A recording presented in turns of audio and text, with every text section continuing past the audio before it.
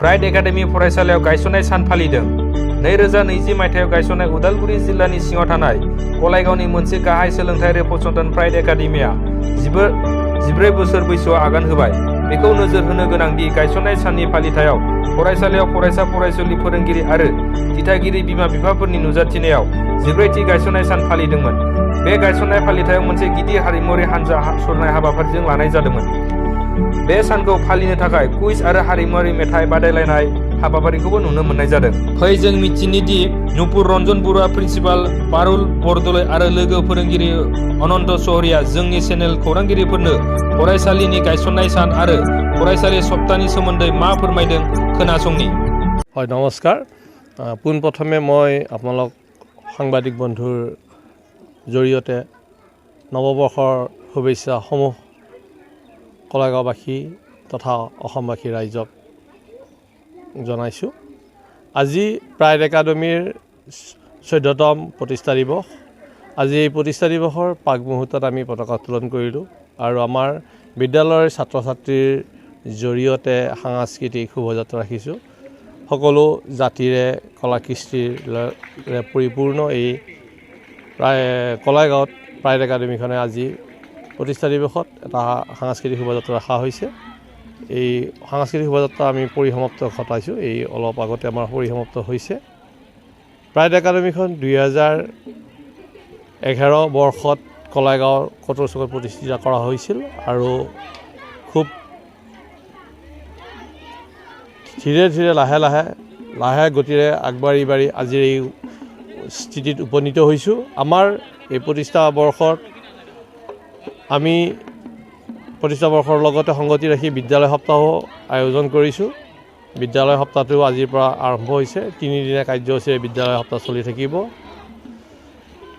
2011 চনৰ প্ৰথম আৰম্ভ হোৱা আমাৰ বিদ্যালয়ৰ প্ৰাইড একাডেমিখনে 2013 চনত অসম চৰকাৰৰ পৰা প্ৰাইড একাডেমি ছিনিয়ৰ ছেকেণ্ডেৰী হিচাপে স্বীকৃতিপ্ৰাপ্ত দিছে। তাৰ আগতে প্ৰাইড একাডেমি হাইস্কুল শিক্ষান্ত বৰ্ষ হৈ আছিল।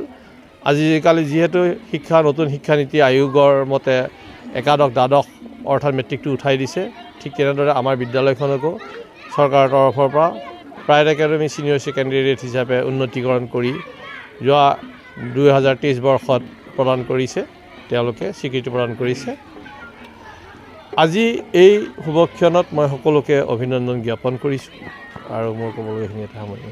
ধন্যবাদ। পোনপ্ৰথমে মই আপোনালোকলৈ ধন্যবাদ জ্ঞাপন কৰিছোঁ যে আপোনালোক আজি আমাৰ মাজলৈ আহিছে। তাৰ লগতে নৱবৰ্ষৰো শুভেচ্ছা জনাইছোঁ কলাইগাঁওবাসী ৰাইজলৈ, লগতে আমাৰ ইয়াত যি উপস্থিত আছে অভিভাৱক আৰু ছাত্ৰ ছাত্ৰীসকললৈ।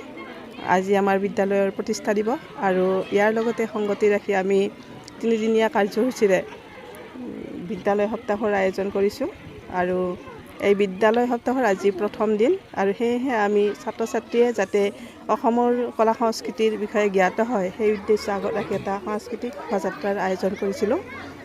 গতিকে ছাত্ৰ ছাত্ৰীসকলকো মই আহ্বান জনাওঁ বা উঠি অহা প্ৰজন্ময়ো যাতে এই বিষয়ে জ্ঞাত হয় আৰু আমিয়েই নহয় সকলোৱে যাতে এই ক্ষেত্ৰত পদক্ষেপ গ্ৰহণ কৰে তাৰ বাবে মই আহ্বান জনাইছোঁ। লগতে আমাৰ এই প্ৰাইড একাডেমিৰ মই উজ্জ্বল ভৱিষ্যত কামনা কৰিছোঁ। ধন্যবাদ। নমস্কাৰ। আমাৰ আজি প্ৰাইড একাডেমিৰ 14তম প্ৰতিষ্ঠা দিৱস। অতি সুন্দৰ এটা পৰিৱেশ। আজি পতাকা উত্তোলন কাৰ্যসূচীৰ পৰা বন্তি প্ৰজ্বলন কাৰ্যসূচীৰ পৰা আৰম্ভ কৰি আমি যি সাংস্কৃতিক শোভাযাত্ৰালৈ গ'লোঁ আমাৰ কলাইগাঁৱৰ মাজমজিয়াত অতি সুন্দৰভাৱে সকলো আমাক সঁহাৰি জনাইছে।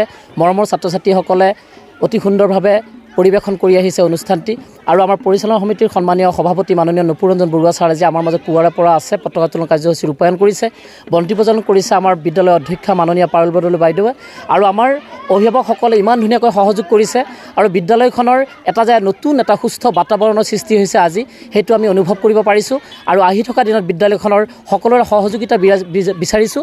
আমাৰ গৌৰৱ হওক, আমাৰ প্ৰাইড নামটোৱে হৈছে গৌৰৱ, গতিকে আমাৰ সদায় প্ৰাইডত আমি অনুভৱ কৰি থাকোঁ, তেনেকুৱা গৌৰৱান্বিত হওঁ আৰু বছৰে বছৰে প্ৰতিটো বছৰতে হাইস্কুল শিক্ষান্ত পৰীক্ষাত যি ফলাফল আমি পাই আহিছোঁ আহি থকা দিনতো আমি সেই ফলাফল ছাত্ৰ ছাত্ৰীসকলৰ মাজৰ পৰা কামনা কৰিছোঁ আৰু বিদ্যালয়খনৰ এই প্ৰতিষ্ঠা দিৱসৰ লগত সংগতি ৰাখি যি বিদ্যালয় সপ্তাহ অনুষ্ঠিত কৰা হৈছে এই 3টা দিনৰ কাৰ্যসূচীত সকলোৰে সহযোগ দিহা পৰামৰ্শ আমি আন্তৰিকতাৰে কামনা কৰিছোঁ। ধন্যবাদ।